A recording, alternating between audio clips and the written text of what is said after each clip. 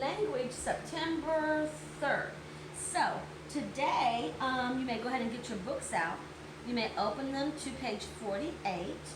And this is going to be a whole graded page on 48.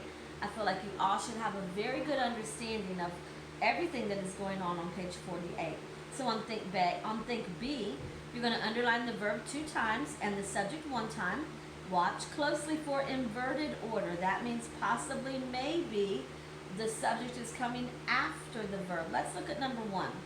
Wise are all his ways. Are is our verb. Who or what are, and it would be wise. Very good. Or not wise, ways. Very good. So ways are. Wise are doesn't make sense. So that's inverted order. Okay? So you're going to go ahead and complete Think B, and then you're going to do Go Back. And then in Write C, you're going to read the directions below. Write your sentences on notebook paper. So your paper will be headed up Language, Name, and Date, page 48 in the middle of your name and date.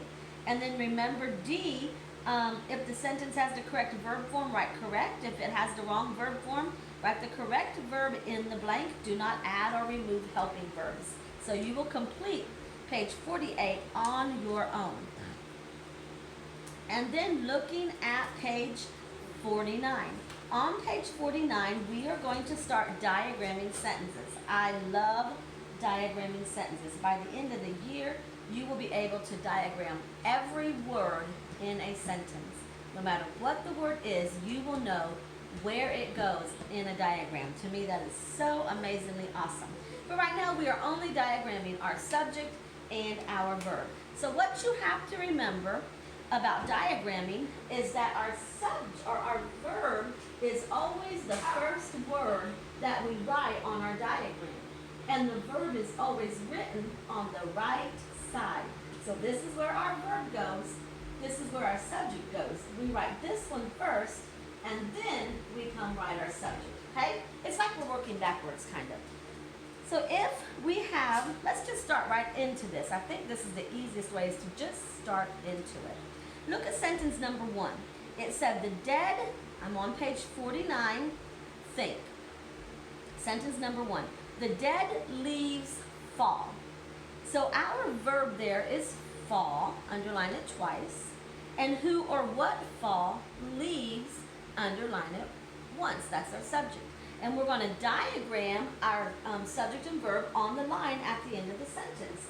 So we will write our verb, fall, first, on the right side, and who or what fall on this side is the subject, leaves. So we have just diagrammed our subject and our verb. Leaves, fall. Look at sentence number 2. The angry wind rattles the windows. What is our verb in this sentence? Our verb is rattles, underline it twice. And who or what rattles? Wind, very good, underline it once. So when we diagram our subject and verb on the line, we will draw our, well, we'll actually use their line, but draw our vertical line. We write our verb first on the right side, rattles. And who or what rattles? Wind. Wind is our subject. Wind rattles. And our next sentence, the store has a sale on shirts. What is our verb? Always and forever, that's all it can be. It's on our verb list. Has, very good. And who or what has? Store, very good. So we will draw our vertical line. Our horizontal line is there. Has is our verb. And who or what has? Store is our subject. Okay, our next sentence. Our guest arrived early. Arrived is our verb. And who or what arrived? Guest. Very good. So, arrived gets written on the right side. That is our verb. We write it first. Who or what arrived? Guest. Remember, you're underlining your verb twice and your subject once before diagramming. We'll do one more together. The happy children leaped for joy. What is our verb? Leaped. And then who or what leaped? Children. Children is our subject. So you will diagram your subject and verb. Leaped is our verb. We write it first on the right side. And who or what leaped? Children. Children is our subject. All right?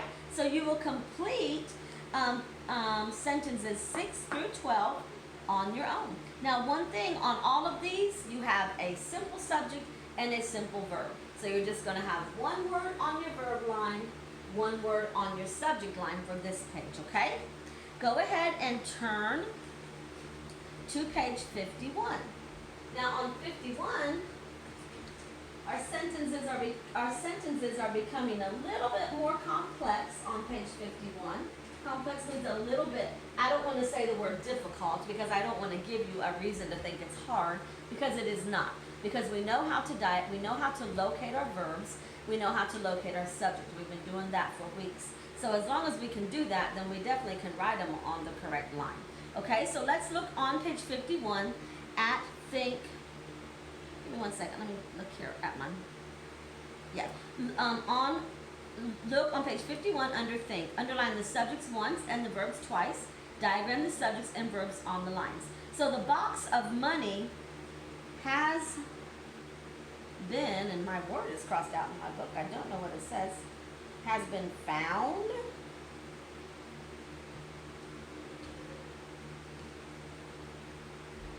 Yeah, I have no idea what that word is, guys.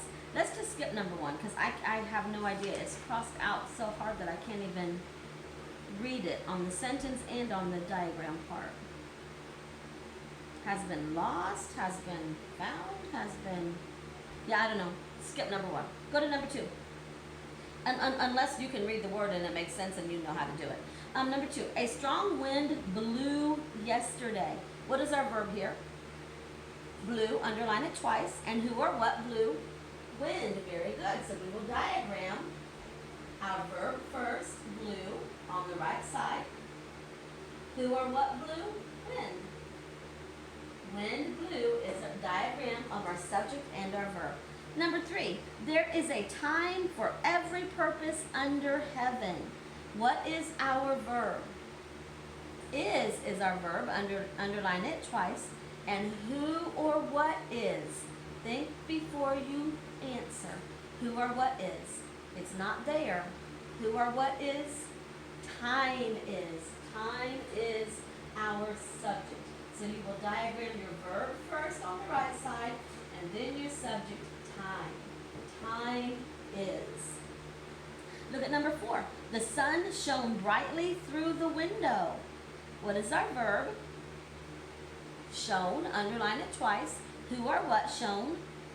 Sun. Very good. That is our subject. So we will do our verb first. Shone. And who or what shone? Sun. Remember, the subject is always on this side. Verb is always on this side. We write the verb first and then the subject. Okay? I want you to go ahead and skip to, let's do number 5. My friend hadn't left her house yet. Okay? So the word hadn't, had is on our verb list, but we know that not can never, ever, ever be part of our verb. So we have to be very careful in our underlining here.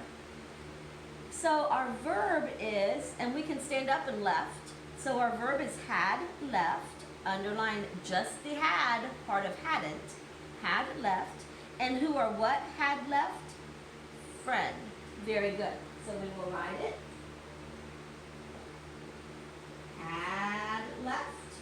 We just write the whole verb phrase on the line. And who or what had left? Friend. Okay? And now look at number 7. Rejoice in the Lord always. What is our verb? We can stand up and do it. We should do it every day. Rejoice. Rejoice is our verb.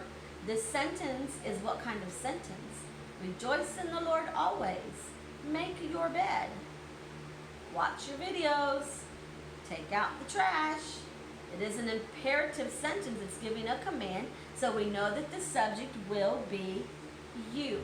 So in front of your sentence, here's your sentence, rejoice in the Lord always. In front of your sentence, in parentheses with the capital Y, you need to have the word you. And then when we diagram your sentence, rejoice is our verb. We write it first. Now look how I put it on the line. Parentheses, capital Y-O-U on the line. You rejoice. Okay? The rest of this, no, let's go down and look at number 16. I'll do number 16 with you too. How did you ever guess the answer? So I see a word in there that's on our verb list. All it can ever be is a verb if it's on a verb list. And then I see something we can stand up and do. Look and see if you can find what I'm talking about. The two words. Hopefully you located did guess. That is our verb. Underline it twice. And who or what did guess? Excuse me. You. So you did guess is our verb. Always write your verb first. Did guess. And who or what did guess? You. Does this you need to be in parentheses or capitalized? No, because it's in the sentence and this is not an imperative sentence. All right, so the rest of page 50, actually, the rest of page 48, 49, and 51 will be completed by you. You have big language today, but none of it is hard. Focus, knock it out, make it happen, okay? You guys got this.